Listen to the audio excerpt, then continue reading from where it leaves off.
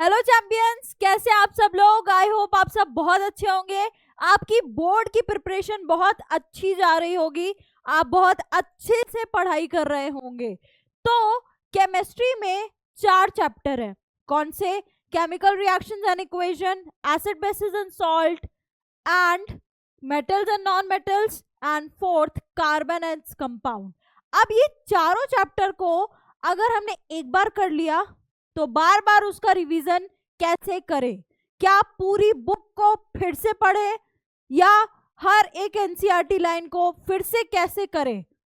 या कोई सॉल्यूशन ऐसा है कि कोई पर्टिकुलर टॉपिक है जिससे हर साल क्वेश्चन आते हैं, वो क्वेश्चन इतने इंपॉर्टेंट है कि सीबीएसई उसको जरूर पूछेगा। तो क्या जब हम मल्टीपल रिवीजन करते हैं तो बार बार उस टॉपिक को रिवाइज कर लें, जिससे हमारे जो बोर्ड एग्जाम है उसमें उन्हीं टॉपिक से क्वेश्चंस आए? तो yes, there is a solution.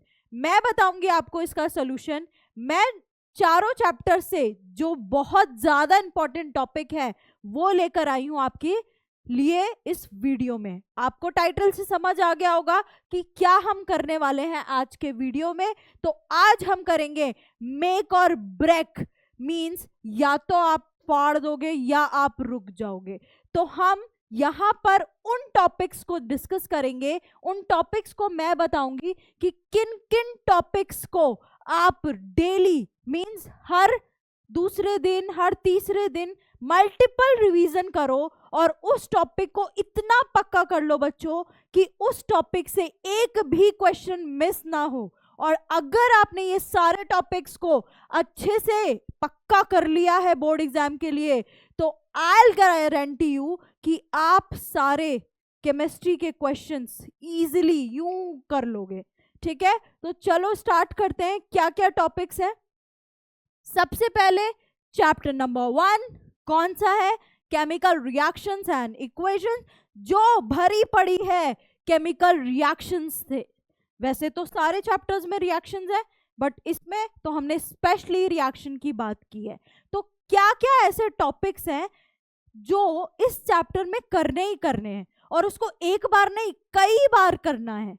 तो पहला है बैलेंसिंग ऑफ रिएक्शन। आपको रिएक्शन बैलेंस करने की प्रैक्टिस करनी है। मींस आप कम से कम इतने क्वेश्चन बैलेंसिंग की प्रैक्टिस कर लो बच्चों कि आपको बैलेंसिंग देखते ही आप रिएक्शन को बैलेंस कर डालो।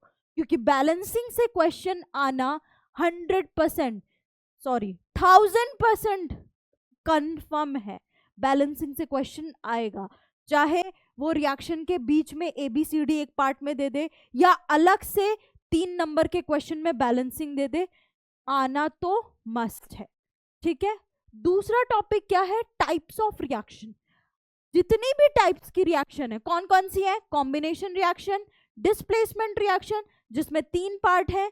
3 पार्ट मींस आपके displacement reaction, double displacement reaction, decomposition reaction जिसमें 3 पार्ट है। थर्मल डिकम्पोजिशन, फोटोलिटिक डिकम्पोजिशन और इलेक्ट्रोलिटिक डिकम्पोजिशन। तो ये सारी रिएक्शंस आपकी कॉम्बिनेशन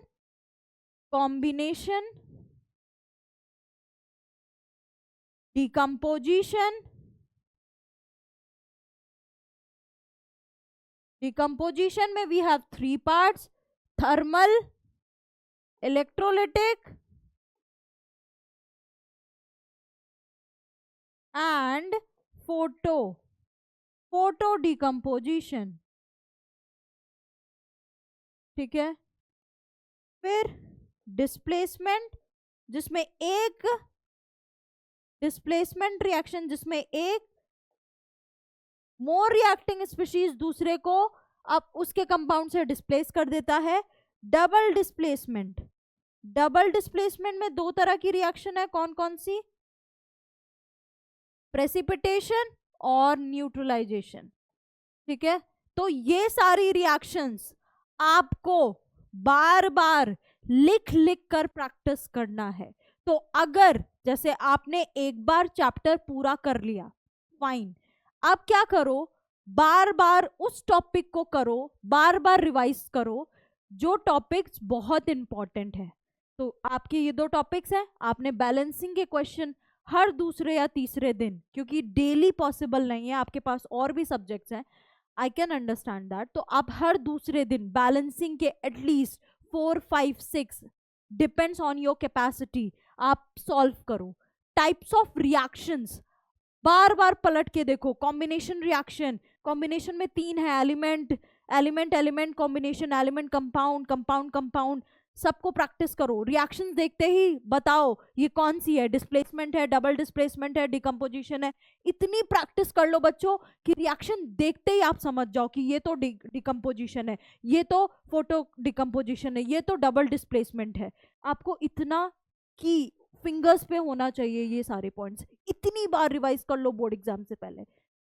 ये 2 टॉपिक्स थे केमिकल रिएक्शंस एंड इक्वेशंस में, ठीक है। फिर हमारे पास है second chapter, acid basis and salt, the most important. अब देखो इसमें क्या है, टॉपिक्स तो बहुत सारे हैं, आपने सारे टॉपिक्स को कवर कर लिया, इन टॉपिक्स को बार बार करना है। जैसे reaction of acid basis, acid और बेसिस की जो डिफरेंट रिएक्शंस हैं, एसिड की रिएक्शन मेटल के साथ, बेस की रिएक्शन मेटल के साथ, एसिड की रिएक्शन कार्बोनेट्स के साथ, बेस की रिएक्शन, ये सब आपको बार बार प्रैक्टिस करना है। और again I am telling you, reaction को लिख लिख कर याद करो। एक चार्ट पेपर पे रिएक्शन को लिख के चिपका दो, जिससे रोज उस पे निगाह जाए, रोज उसको रिवाइज करो। दूसरा pH scale, pH scale, pH scale is very important. किसका पीएच कितना होगा, एसिड का पीएच लो होता है, बेस का पीएच ज्यादा होता है।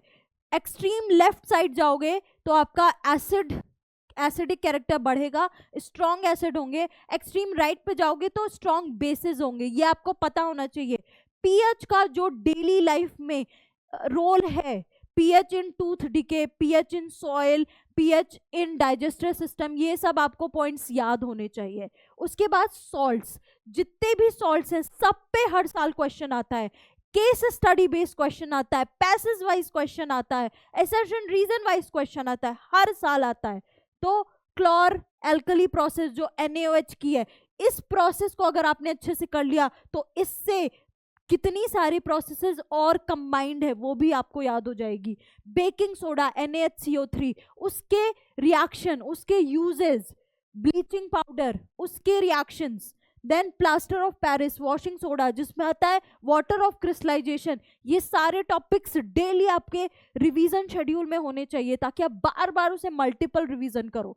ओके, मैं आपको छोटी सी स्टोरी बताती हूँ। एक बार अकबर ने बीरबल से पूछा कि रोटी क्यों जली और पान क्यों सड़ा, तो बीरबल ने इसका क्या जवाब दिया, क्योंकि उसे पलटा नहीं गया। जैसे रोटी है, आपने अपनी मदर को रोटी बनाते हुए देखा है, वो बार बार पलटते रहते हैं। अगर एक ही जगह पे रोटी को रख दिया आग में तो रोटी जल जाएगी। पान को बार बार पलट करके पानी छिड़कते हैं, अगर नहीं पलटा तो वो सड़ जाएगा। तो उसी तरीके से अगर आपने बार बार पलट कर रिवीजन नहीं किया तो आपके कॉन्सेप्ट दिमाग से गायब हो जाएंगे। तो revision is the key, revision is must for the any examination, board exam नहीं, किसी भी एग्जामिनेशन के लिए। आपने एक बार बहुत अच्छे से पढ़ लिया, वेरी गुड, उसके बाद उसको पलट कर नहीं देखा, सब गायब हो जाएगा। I am telling you this. तो revision is the must, right. Next, third chapter, metals and non metals. तो देखो, मेटल्स की प्रॉपर्टी, नॉन मेटल्स की प्रॉपर्टी सबको याद हो जाती है, क्या भूलता है, एक्सेप्शंस। जो भी एक्सेप्शंस पार्ट हैं, जैसे नॉन मेटल्स बैड कंडक्टर हैं but graphite is the exception. Metals में मेटल्स की मेल्टिंग एंड बॉइलिंग पॉइंट बहुत ज्यादा होती है एक्सेप्ट गैलियम एंड सीजियम। उसके बाद मेटल्स हार्ड होते हैं एक्सेप्ट सोडियम और पोटेशियम, जो बहुत सॉफ्ट होते हैं, जो कि हम नाइफ से कट कर सकते हैं। तो ये एक्सेप्शंस वाले पॉइंट जरूर आपको याद रहने चाहिए। देन केमिकल प्रॉपर्टीज, मेटल की केमिकल प्रॉपर्टीज में बहुत सारे रिएक्शंस हैं, वो आपको बाय हार्ट याद होना चाहिए। कैसे, एक ही तरीका है, बार बार बता रही हूँ, इन तीनों चैप्टर में रिएक्शंस भर भर के हैं, तो सारी रिएक्शन एक जगह लिखो, लिख लिख कर प्रैक्टिस करो, रोज उसको रिवाइज करो, ठीक। आयनिक बॉन्ड पे क्वेश्चन आता है हर साल, आयनिक बॉन्ड पे पैसेज बेस्ड क्वेश्चन आता है, इसमें मेटल्स एंड नॉन मेटल्स के बीच में आयनिक बॉन्ड बनता है। और कार्बन के कंपाउंड्स में हमने कोवेलेंट बॉन्ड पढ़ा है, तो आयनिक बॉन्ड पे जरूर एक क्वेश्चन आएगा। इलेक्ट्रोलिटिक रिफाइनिंग, जो मेटलर्जी वाला टॉपिक है, उससे रिफाइनिंग से हर साल क्वेश्चन आया है, हर साल क्वेश्चन आया है। आप पेपर उठा के देखना, हर साल क्वेश्चन आया है। तो रिफाइनिंग में कैथोड पे एनोड पे क्या बनता है, एनोड मड क्या होती है, कैथोड एनोड किसको लेते हैं, प्योर मेटल एनोड को लेते हैं या इम्प्योर मेटल कैथोड पे लेते हैं, कैसे लेते हैं सब, और किस किस मेटल्स के लिए हम इलेक्ट्रोलिटिक रिफाइनिंग करते हैं, किस तरीके से करते हैं, पूरा मेथड।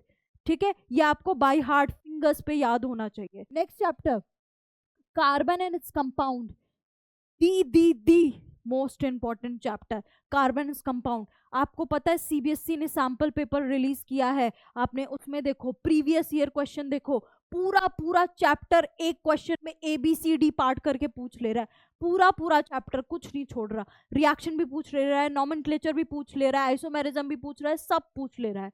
तो सबसे ज्यादा वर्सेटाइल नेचर ऑफ कार्बन पे एक क्वेश्चन आएगा कि क्यों कार्बन वर्सेटाइल है, उसके दो रीजन है, टेट्रा कोवेलेंसी एंड कैटिनेशन। तो इसको एक्सप्लेन करने आएगा, हो सकता है टॉपिक को घुमा के पूछ ले।